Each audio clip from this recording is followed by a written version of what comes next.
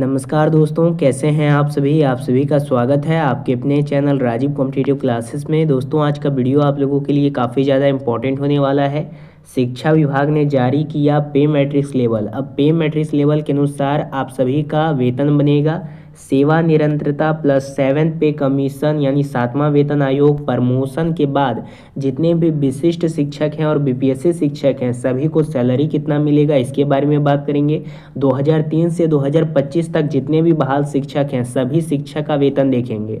और जब सेवा निरंतरता 7वां वेतन आयोग और प्रमोशन जब आप लोगों को मिल जाएगा तब आप सभी का सैलरी 90,000 हो जाएगा। बेसिकली विशिष्ट शिक्षकों का 1 दिसंबर से बदल जाएगा विद्यालय निरीक्षण का नियम। स्कूल में इन सभी पंजियों की होगी जांच।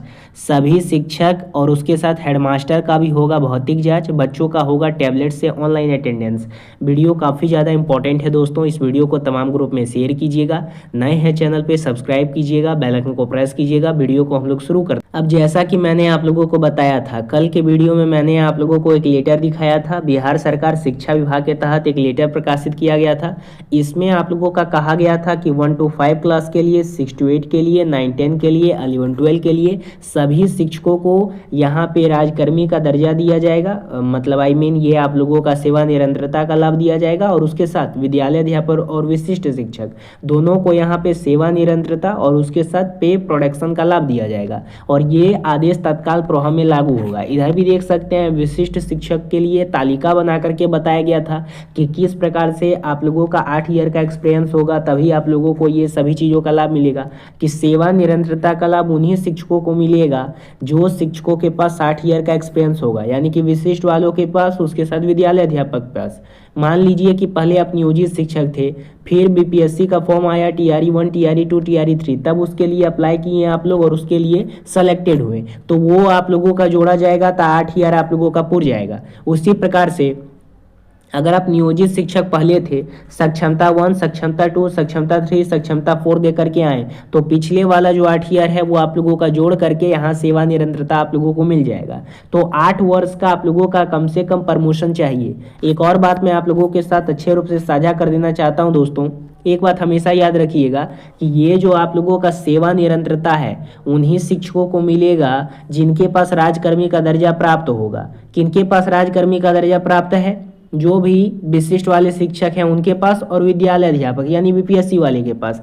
तो 8 ईयर का इधर आप लोगों के पास अगर एक्सपीरियंस है और उसके साथ राजकर्मी का दर्जा आपको प्राप्त है तो सेवा निरंतरता का लाभ आप लोगों को मिल जाएगा। 7 पे कमीशन का लाभ आप लोगों को मिल जाएगा और उसके साथ पे प्रोडक्शन का लाभ आप लोगों को मिल जाएगा। लेकिन इसमें भी एक क्राइटेरिया बनाया गया है। क्राइटेरिया क्या है सो बता देता हूँ। जैसे कि अगर आप लोगों को यहाँ पे राजकर्मी का दर्जा आप लोगों को प्राप्त है, जैसे अगर आप बीपीएससी शिक्षक हैं या फिर आप विशिष्ट शिक्षक हैं, तो अगर आप सक्षमता 1, सक्षमता 2, सक्षमता 3, सक्षमता 4 दे करके राजकर्मी का दर्जा प्राप्त कर लिए हैं या फिर अगर आप विद्यालय अध्यापक हैं तो इस घड़ी में आपको सेवा निरंतरता, वरीयता, वेतन विसंगति, पे प्रोडक्शन, 7 पे कमीशन का लाभ दे दिया जाएगा दिसंबर में। लेकिन एक इसमें शर्त रखा गया है। शर्त क्या है कि 2 साल का आपको प्रोबेशन पीरियड खत्म करना होगा। जैसे मान लीजिए कि बहुत सारे जो विशिष्ट वाले शिक्षक हैं सक्षमता दे करके 1 में आए हैं, 2 में आए हैं, 3 में आए हैं, 4 में आए हैं, तो जब तक आप लोगों का 2 साल का सर्विस नहीं पूरेगा तब तक इधर आपको सेवा निरंतरता, वरीयता, वेतन विसंगति, 7 पे कमीशन ये सब नहीं मिलेगा।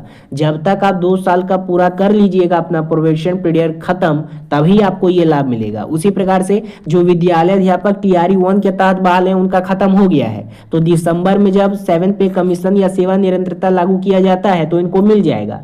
और वहीं अगर विशिष्ट वालों की बात करें तो जिनका 2 साल खत्म हो गया है उनको मिल जाएगा। ठीक है, तो ये इसका क्राइटेरिया है। सेवा निरंतरता के साथ कितना वेतन आप लोगों का बनेगा? जो नियोजित शिक्षक साल 2003 से 2005 तक बहाल हैं तो इन हैंड सैलरी, कुल वेतन और EPF कटौती होने के बाद आपका इस प्रकार से सैलरी बनेगा। उसी प्रकार से नियोजित प्रमोशन से वेतन आपका इस प्रकार से बनता है।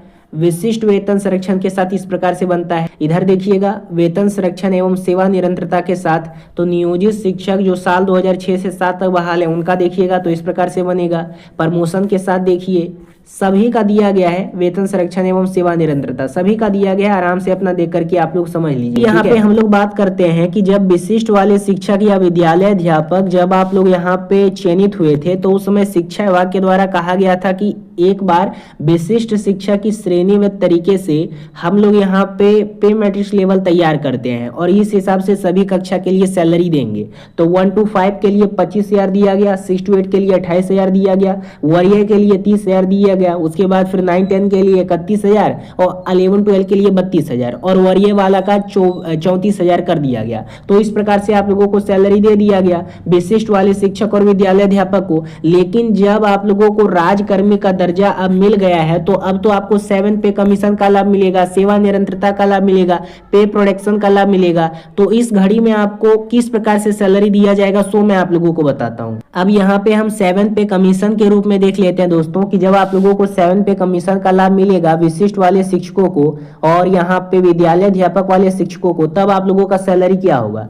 तो अभी अगर आप 1 to 5 के लिए चयनित हुए हैं तो 1 to 5 के लिए आप लोगों का बीपीएससी और शिक्षा विभाग के द्वारा वेतन निर्धारित किया गया कि इन्हें हम 25,000 रुपया देंगे। लेकिन जब आपको सेवा निरंतरता और 7 पे कमीशन का लाभ मिल जाएगा दिसंबर में, तब आपका वेतन क्या हो जाएगा, तब आपको मिलने लगेगा 25,500। किस आधार पे मिलेगा, 2400 ग्रेड के रूप में लेवल 4 पे 25,500 आपको मिलने लगेगा 1 to 5 के लिए। उसी प्रकार से 6 to 8 के लिए निर्धारित किया गया वेतन कि इनको हम यहाँ पे 28,000 रुपया देंगे शिक्षा विभाग और बीपीएससी के द्वारा। लेकिन जब 7 पे कमीशन और सेवा निरंतरता का लाभ आपको मिल जाता है तब आपका सैलरी यहाँ पे कितना हो जाएगा, 29,500 मतलब 29,200, यानी कि 2800 ग्रेड के रूप में लेवल 5 पे आपको सैलरी मिलेगा। उसी प्रकार से 9-10 वालों का पहले सैलरी निर्धारित किया गया था कि उनको 31,000 देंगे। लेकिन जब आप लोगों का सेवा निरंतरता और 7 पे कमीशन का लाभ मिल जाएगा तब आपको सैलरी मिलने लगेगा 4200 ग्रेड के रूप में लेवल 6 पे मिलेगा, तब आपका सैलरी हो जाएगा 35,400। उसी प्रकार से आप लोगों का यहाँ पे बात करें 11-12 का, तो 11-12 का जो शिक्षा का सैलरी बांधा गया था वो बोला गया कि 32,000 देंगे शिक्षा विभाग और बीपीएससी के द्वारा, ठीक है। लेकिन जब 7 पे कमीशन का लाभ आप लोगों को मिल जाएगा तब आपका हो जाएगा 4600 ग्रेड के रूप में सैलरी और तब आपको लेवल 7 पे 44,900 रुपए आप लोगों को सैलरी के रूप में दिए जाएंगे, ठीक है। तो ये तो बात हो गई 1 to 5 वालों की, 6 to 8 वालों की, 9-10 वालों की, 11-12 वालों की। विशिष्ट वाले शिक्षक हैं, आपको भी यहाँ पे 4800 ग्रेड के रूप में सैलरी दिया जाएगा वरीयता के हिसाब से और निम्न तरीके से। तो 4800 ग्रेड के रूप में जब आपको सैलरी दिया जाएगा तब आपको मिल जाएगा 47,600 विशिष्ट वालों का। तो इस प्रकार से तैयार किया गया शिक्षा विभाग के द्वारा जब 7 पे कमीशन पे मैट्रिक्स लेवल के हिसाब से आपको सैलरी जब दिया जाएगा तो, ठीक है। अगर बात करें हम लोग 8 पे कमीशन को लेकर, क्योंकि 8 पे कमीशन भी लागू होने वाला है, तो जब 8 पे कमीशन आप लोगों को लाभ दिया जाएगा तब आप लोगों का सैलरी क्या हो जाएगा। तो अगर 1 to 5 वालों की बात करें 7 पे कमीशन के तहत उन लोगों को मिल जाएगा 25,500 बेसिक पे, लेकिन जब 8 पे कमीशन लागू किया जाएगा तब उनका हो जाएगा 50,000। उसी प्रकार से 6 to 8 वालों का 7 पे कमीशन मिलने के बाद 29,200 सैलरी होगा। लेवल 5 पे देखिएगा तो जब उनको 8 पे कमीशन का लाभ मिलेगा तब हो जाएगा 56,100। उसी प्रकार से जो 11 मतलब 9-10 वाले हैं जब उनको 7 पे कमीशन का लाभ मिलेगा तो अब उनका हो जाएगा 35,400, लेकिन जब उनको 8 पे कमीशन का लाभ मिलेगा तब हो जाएगा 70,000 लगभग। उसी प्रकार से 11-12 वालों का हो जाएगा 7 पे कमीशन के रूप में सैलरी 44,900, लेकिन जब 8 पे कमीशन लागू किया जाएगा 11-12 के लिए तब उनका हो जाएगा 88,500। उसी प्रकार से जो विशिष्ट वाले शिक्षक हैं उनका लेवल 8 पे 7 पे कमीशन के रूप में हो जाएगा 47,600, लेकिन जब 8 पे कमीशन लागू किया जाएगा तब आपका सैलरी हो जाएगा 93,800। उसी प्रकार से प्रधान शिक्षक का देखिएगा तो 1,46,000 मतलब 4600 प्रधान शिक्षक और प्रधानाध्यापक का।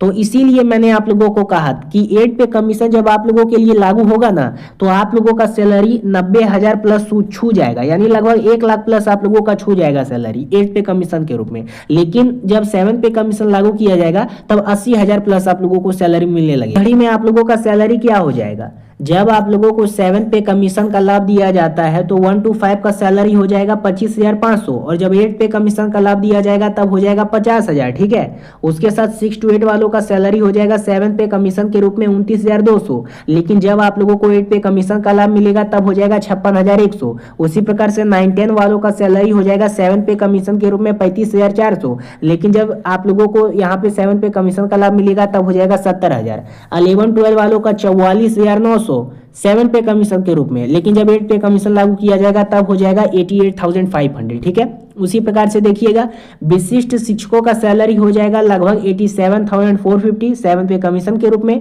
प्रधान शिक्षक का सैलरी 7 पे कमीशन के रूप में 47,600, तो उनका हो जाएगा 93,800। ठीक है, यहाँ पे मिसिंग करने वाली बात है, विशिष्ट वालों को भी 47,600 के रूप में मिलेगा सैलरी। ठीक है, और उसके बाद आपका सैलरी इसी के समान लगभग होगा, प्रधान शिक्षक के समान। हेडमास्टर का सैलरी हो जाएगा 53,100 के आधार पे 7-8 पे कमीशन मिलने के बाद 1,46,000। दोस्तों आज का वीडियो यहीं में समाप्त होता है। कैसा लगा आज का वीडियो कमेंट के माध्यम से बताइएगा। जो भी आपका क्वेरी हो कमेंट के माध्यम से पूछिएगा, 1 सेकंड के अंदर रिप्लाई दिया जाएगा। नए हैं चैनल पे सब्सक्राइब कीजिएगा, बेल आइकन को प्रेस कीजिएगा। फिर मिलेंगे कोई अगले अपडेट के साथ। धन्यवाद।